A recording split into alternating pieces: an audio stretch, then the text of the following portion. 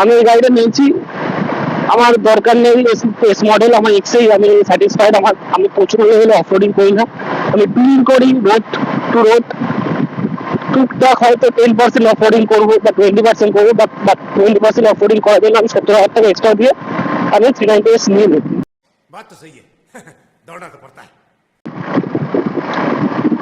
যেটা বলছিলাম, গাড়িটা খুবই ভালো গাড়ি। যারা চালিয়েছো আগে পরে মডেলটা, তার সাথে অনেক কিন্তু পার্থক্য, অনেকই পার্থক্য। অনেক ওর ইঞ্জিনের পাওয়ারও বেশি আগেকার তুলনায়, টর্কও বেশি, প্লাস গাড়িটা পুরোপুরি দেখতে ডিফারেন্ট হয়ে গেছে আগে থেকে।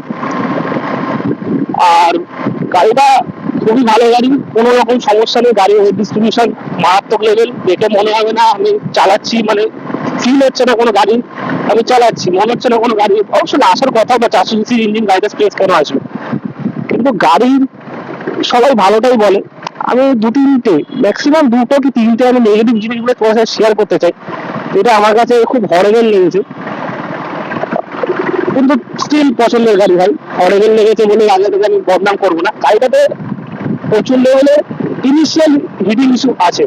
গাড়িটা 400 সিসির ইঞ্জিন, বড় ইঞ্জিন মানছি, কিন্তু এর থেকে বড় ইঞ্জিনের গাড়ি আমি চালিয়েছি, নিজের ছিল ব্যাপার চালিয়েছি, টুরিং যখন গেছি বন্ধু বান্ধবরা নিয়ে গেছিল যখন চালিয়েছি, এতটা হিটিং ইস্যু হয়নি যতটা এই গাড়িতে হচ্ছে। গাড়িতে অ্যাকচুয়ালি ডান দিকে এক্সস্টটা যেটা আছে, ওখান থেকে মারাত্মক লেভেলের হিট জেনারেট হচ্ছে। এবং তোমরা এই গাড়িটা মানে হাওয়াই চটি বলো বা চপ্পলে বলো, উইদাউট রাইডিং গিয়ার্স, মানে রাইডিং প্যান্ট বা রাইডিং বুট পা ছাড়া চালানো কিন্তু চ্যালেঞ্জিং ব্যাপার। আমি এই মুহূর্তে বলা উচিত না, আমি এই মুহূর্তে হাফ প্যান্ট পরে আছি। আমি কাজ থেকে এসে গাড়িটা নিয়ে একটু পাটুলি গেছিলাম, আমার পায়ের লোমগুলো বাস জ্বলে যাচ্ছে। গাড়িতে হিটিং ইস্যু আছে। গাড়ির কুলেন্ট টেম্পারেচার এখন আমার স্ক্রিনে দেখাচ্ছে 95 ডিগ্রি। এই গাড়িটা অ্যাকচুয়ালি রোডের গাড়ি, দৌড় করার গাড়ি। গাড়ি কিন্তু জোরে চললে, গাড়ি যদি ক্রুজ করি কোনো একটা সার্টেন স্পিডে কন্টিনিউ, কোনো সমস্যা নেই। গাড়ি যখনই ট্রাফিকে গাড়ি চালাচ্ছি, গাড়িতে কিন্তু হিটিং ইস্যু আসছে, এবং পায়ে যাকে বলে চাটকা লাগছে, গাড়ি সেকে দিচ্ছে। কেউ মনে হচ্ছে বাবা সেক দিচ্ছে বা আমার কাজ সেকে দিচ্ছে। আমি কিছুক্ষণ চালানোর পর পা কোথাও দাঁড়ালে মনে হচ্ছে পাটা শুলাচ্ছে রীতিমতো। হিটিং ইস্যু আছে, আশা করি ফার্স্ট সার্ভিসিংয়ের পর এই হিটিং ইস্যুটা রিজলভ হয়ে যাবে। কারণ আমি অনেক ইউটিউব ভিডিওতে দেখেছি, এবং আমি নিজে আমাদের বাড়ির সামনে বাড়ির সামনে রুবির পেছনে কিছু কেটিএম এর সার্ভিস সেন্টার আছে, ওখানে আমি জিজ্ঞাসা করেছিলাম। ওরা বলছে ফার্স্ট সার্ভিসিং এর পর কুলেন্ট যখন চেঞ্জ করা হবে, টপ আপ করানো হবে, তখন এই ইস্যুটা রিজলভ হয়ে যাবে। এটা আমার সবচেয়ে বড় ইস্যু মনে হয়েছে এই গাড়িটাতে এই মুহূর্তে। বাট দেখো, সত্যি কথা বলতে আমি দুদিকই বলবো। হিটিং প্রথম হওয়ার কারণ হচ্ছে গাড়িটা নতুন গাড়ি, ফার্স্ট এখনো 70 কিলোমিটার চলেছে। এখন একটুখানি সবকিছুই যখন রিফিল হবে নতুন করে, তখন গাড়ি আরো রিফাইন হবে, হিটিং ইস্যু আশা করি কমবে। গাড়িটা বস একটু বড় সিসির ইঞ্জিন, যেহেতু সেই কারণে ট্রাফিকে গাড়ি হিট করবে, কারণ এটা ট্রাফিকে চালানোর গাড়ি নয়। 390 অ্যাডভেঞ্চার যারা ট্রাফিকে চালানোর জন্য কিনেছে, তার থেকে বোকা কেউ হয় না। এই গাড়িটা টুরিং পারপাসের গাড়ি, সেই দিক দিয়ে দেখতে গেলে সমস্যা হচ্ছে না। অ্যাকচুয়ালি গাড়ি যখন জোরে চলছে, গাড়ি যখন স্পিডে চলছে, তখন কিন্তু অতটা হিটিং ফিল হচ্ছে না যতটা যখন আমি আস্তে চালাচ্ছি, ট্রাফিকে চালাচ্ছি, তখন হিটিং বেশি ফিল হচ্ছে, তখন অস্বস্তিটা বেশি লাগছে। আর এটা একটা বড় ইস্যু ছিল। গাড়ির কুশনিংটা আমি বলবো না খুব ভালো টুরিং এর জন্য।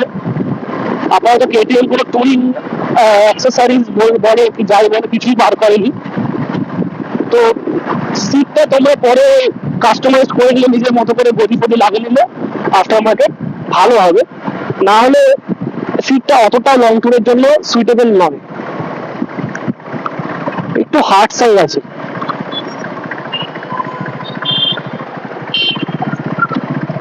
এই মুহূর্তে আমি রয়েছি অভিষেকতা মোড়। এখান থেকে ডান দিক মারলে জাস্ট 2-3 মিনিট গেলেই আমার বাড়ি। কিছুক্ষণের মধ্যে ঢুকে যাবো বাড়িতে, আর 2-3 মিনিটের মধ্যে বলে নেবো বাকিটা। ভালো জিনিস বলতে অসাধারণ গাড়ি, ভালো আমি বলবো না। কি পয়েন্ট তোমরা সবাই জানো, 390 অ্যাডভেঞ্চার কিন্তু অনেকের ড্রিম বাইক, যেটা আজকে আমি চালাচ্ছি বা আমি ওন করি। ঘুরে খুব ভালো লাগছে। হ্যাঁ, আরেকটা জিনিস যেটাও বলা উচিত না অ্যাজ আ টুরিং বাইক হিসাবে বা অ্যাজ আ বড় সিসি ইঞ্জিন হিসাবে, গাড়ির মাইলেজটা কিন্তু বাস অনেকটাই কম। কোম্পানি বলছে 25 পাবে, কিন্তু আমি এখনো মেরে কেটে হয়তো নতুন গাড়ি বলতে পারো 16 কি 17 পাচ্ছি, ভবিষ্যতে হয়তো 20 পাবো। এই যে এখন গাড়িটা দাঁড়িয়ে পায়ে আসছে না ভাই, সেঁকে দিচ্ছে, মনে হচ্ছে গাড়ি থেকে গরম ভাব বেরোচ্ছে, আলাদা লেভেলে গরম ভাব বেরোচ্ছে।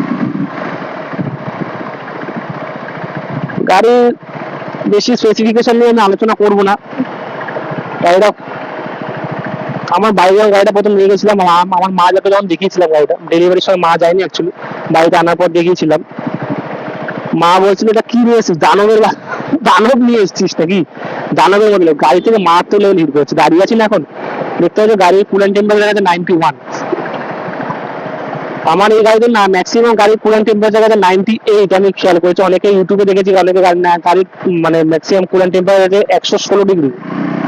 তো গাড়িটা কিন্তু হিট এই মুহূর্তে করছে ইনিশিয়ালে, আশা করি সার্ভিসিং এর পর সব ইস্যু যতটা হোক ইস্যু রিজলভ হয়ে যাবে।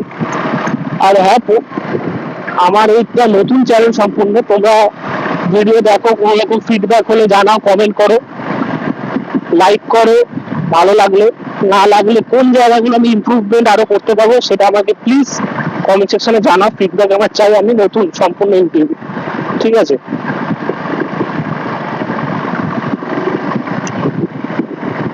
এখন আমি রয়েছি আনন্দপুর রোডের উপরে, ডান দিকে আনন্দপুর থানা, বাঁ দিকে ঢুকলেই আমার বাড়ি।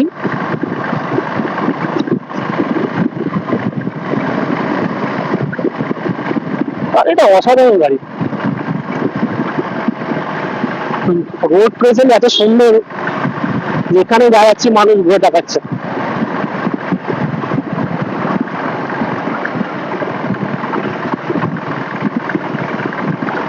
গাড়ির হ্যান্ডেলিং খুব সুন্দর, ট্রাফিক টু ট্রাফিকে হ্যান্ডেলিং এ খুব একটা সমস্যা হচ্ছে না, যেটা আমি হিমালয়ান চালিয়েছিলাম একবার, হিমালয়ানের যে সমস্যাটা ফেস করেছিলাম, এটা কিন্তু তার 1% কোনো প্রবলেম হতো না। ওয়েট কিন্তু হিমালয়ানের সাথে খুব ডিফারেন্স নেই, কিন্তু হিমালয়ান যখন তুমি চালাবে ওয়েটটা ফিল করতে পারবে, যেটা এই গাড়িতে একদম ফিল করা যাচ্ছে না। আর হ্যাঁ, আমি এটাই দেখেছি মানে নতুন অবস্থাতে গাড়িতে কিন্তু ইঞ্জিন লকিং আসছে হালকা হালকা, জানি না এটা সার্ভিসিং এর পরে ঠিক হবে কিনা বলতে পারবো না। গাড়ি কিন্তু গিয়ার শিফটিং করতে হচ্ছে, থার্ড গিয়ারে বেশি নিচে গেলে গাড়ি থেকে কিন্তু ইঞ্জিনে একটা নকিং সাউন্ড আসছে। তাহলে এত পর্যন্তই থাক, আজকে এইটুকুই, আবার পরে দেখা হবে, পরে গল্প হবে। গুড বাই, গুড নাইট, চলো টাটা।